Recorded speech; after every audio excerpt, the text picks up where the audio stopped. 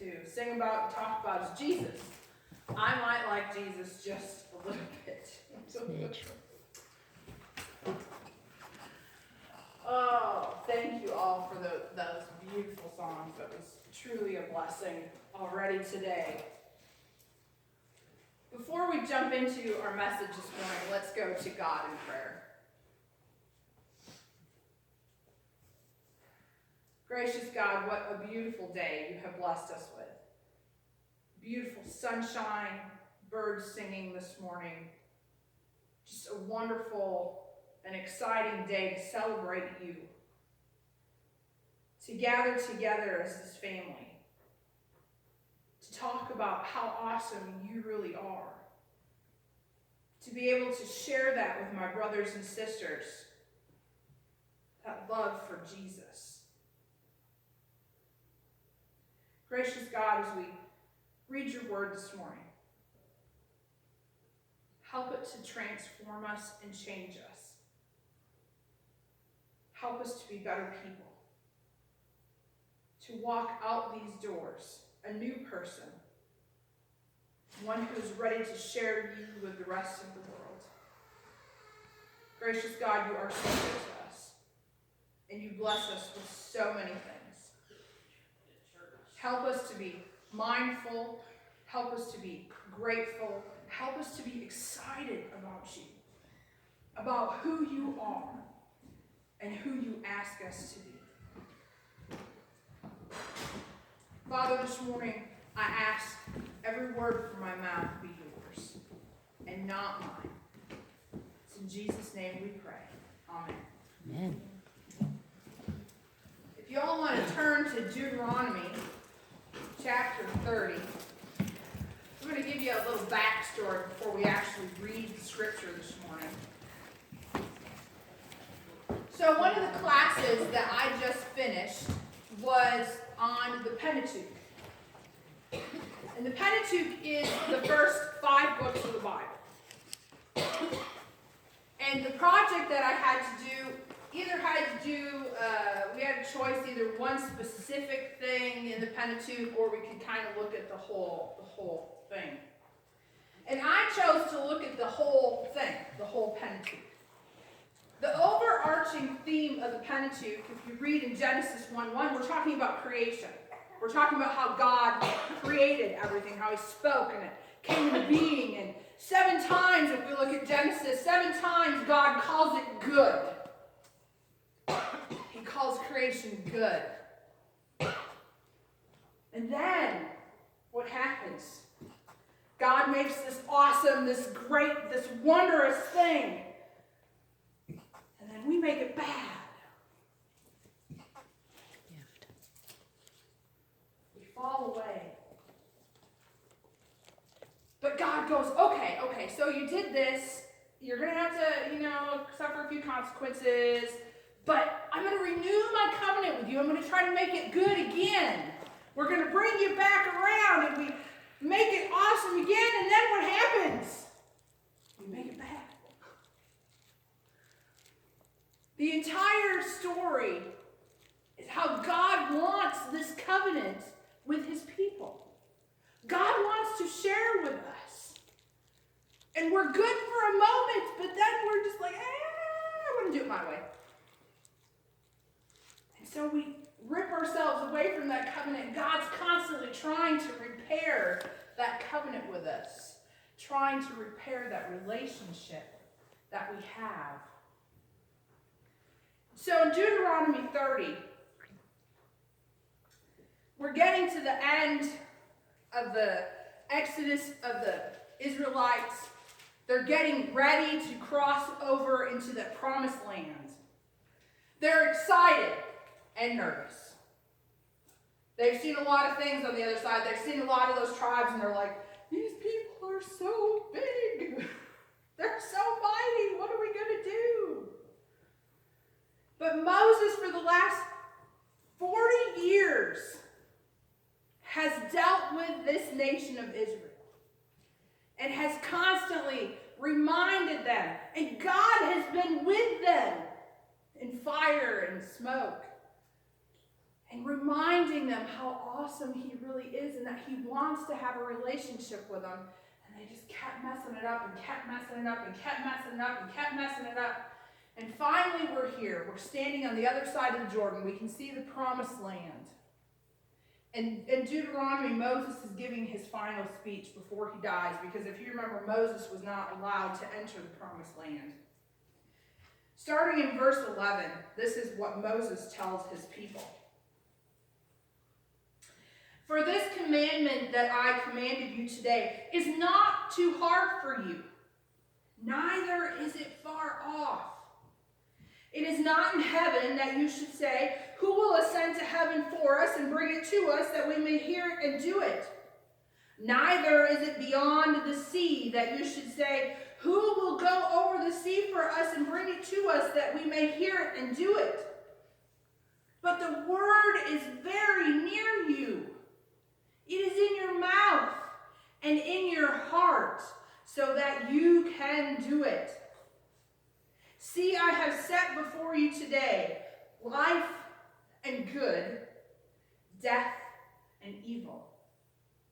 If you obey the commandments of the Lord your God that I command you today, by loving the Lord your God, by walking in his ways, and by keeping his commandments and his statutes and his rules, then you shall live and multiply. And the Lord your God will bless you in the land that you are entering to take possession of it. But if your hearts turn away, and you will not hear, but are drawn away to worship other gods and serve them, I declare to you today, you shall surely perish. You shall not live long in the land that you are going over the Jordan to enter and possess. I call heaven and earth to witness against you today that I have set before you life and death, blessing and curse. Therefore, choose life, that you and your offspring may live, loving the Lord your God, obeying his voice, and holding fast to him. For he is your life and length of days, that you may dwell in the land that the Lord swore to your fathers, to Abraham, to Isaac, and to Jacob to give them. Moses was declaring to his people, you have a choice. You have a choice. You can either live and follow God, his commandments, and his statutes, or you can choose death. The choice is yours. But he exhorts them, he says, but I implore you, choose life. Choose life. Choose God. Choose to follow his commandments so that you can live and possess this land beyond the Jordan forever. You just have to choose life. You have to choose God. That is the sum of the Pentateuch. God keeps saying, choose life. Choose me. Here it is. I'm freely offering it to you. You just need to follow my commandments. That's all you got to do. Just follow this. And we go, oh, but I want to do it this way. I want to try it my way. I want to do it by myself. And God goes, okay. He lets us run for a little bit. And then he comes back and he goes, okay, here it is again. You just got to choose life again. You just got to pick this back up. You just got to, okay, that sounds great, that sounds great, that sounds great. But over here, it's so much nicer for a moment. But over here is death and cursing, and over here is life, and we just get to pick. We have a choice. Moses keeps telling these people, I mean, if you look at the entire story of the Israelites, how many times did they grumble and complain and wine. If you had just left us in Egypt, we had cucumbers and melons and fish. There were graves for our loved ones. But you've sent us out into this wilderness with nothing but manna. Excuse me, you have manna from heaven. You mean you don't have to do anything, you don't have to grow any food. You just walk outside of your tent, pick it up off the ground, and it's good to eat, and it's nutritious, and it sustains you. But it's not cucumbers. How awful are we? Ecclesiastes tells us that there is nothing new under the sun. Nothing new under the sun. We might have new technology, but the hearts are the same. The attitudes are the same. The mindsets are the same. God still gives us a choice today. You either can choose life or you can choose death. Here are your two choices. You either follow my commandments and choose life, or you do your own thing and you have death. Here are your two options. So the attitudes we have, the mindsets we have, the personalities we have, the words that come out of our mouth, they might be a different language, but it's the same thing. It is the same thing that has been going on since the beginning. It is the same thing. And we're really good at following life for a moment.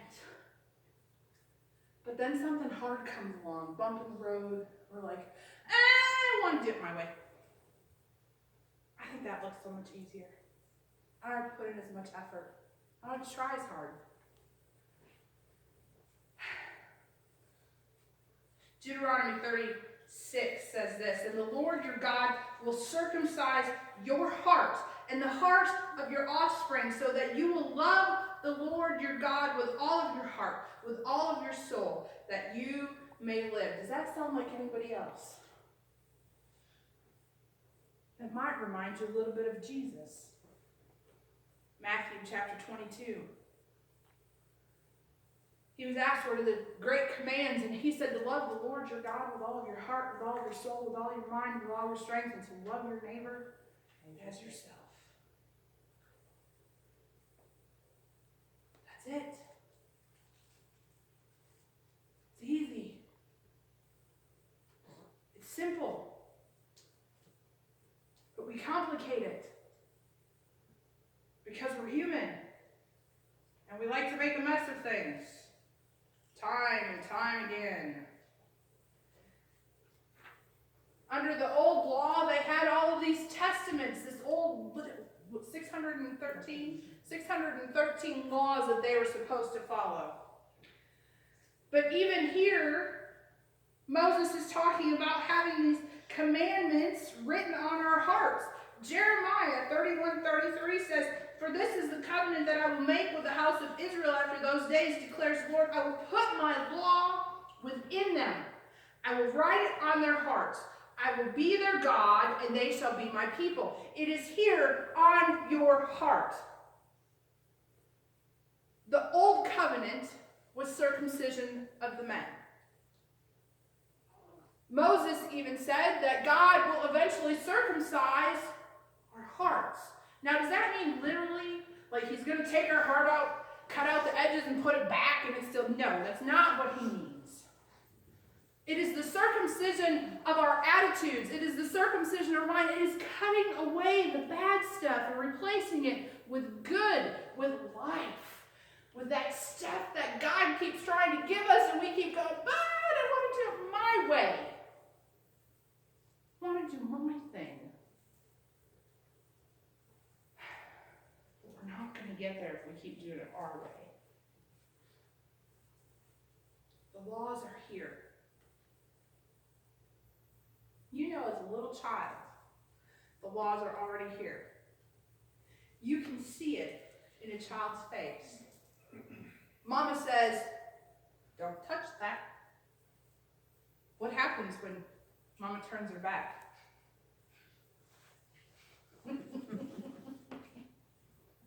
Mom turns around. I wasn't doing nothing. Swear I wasn't doing nothing. The laws are written. They're right here in your heart, Abby. They're right here. You already know them. You already know them. 7 through 10, it says, and he's quoting from Moses here. Or who will descend into the abyss, that is to bring Christ up from the dead? But what does it say? The word is near you, in your mouth and in your heart. That is the word of faith that we proclaim. Because if you confess with your mouth that Jesus is Lord and believe in your heart that God raised him from the dead, you will be saved. For with the heart one believes and is justified, and with the mouth one confesses and is saved. Simple. It's always been simple. Choose God. Choose life. Believe in your heart and confess with your mouth. That's all you got to do. But we go, but I want to do it my way. I want to do it my way. So we add all these rituals and we add all of this craziness, and you got to stand on your head and spin around 10 times and then flop over on the floor like a fish and touch your nose and try to do this thing that I can never do. And then you can be saved. And we're like, no, that's not what it says. It's very easy. You just have to believe in your heart and confess with your mouth. Follow God, because what happens when you really believe in your heart? God circumcises it. He changes it. He cuts away all of that bad stuff, all of that worldly stuff, and we don't want to do it our way any longer. When you really believe with all of your heart and when you confess with your mouth, you will gladly change and follow God. Because you already know that life is going to be so much better for it. You already know that even though there's hard spots, even though there's bumps in the roads, if you just follow God, you're going to have life. You're going to live. You're going to live. So I leave you today with the same sentiment that Moses left his people with. I implore you, follow God. Keep his commandments. To love God with everything that you are. Your heart, your soul, your mind, your strength, and to love your neighbor as yourself. To believe in your heart and to confess with your mouth so that you might live. Choose life. Choose love. Choose Jesus. This morning, if anyone needs prayer, please come forward. Let us pray.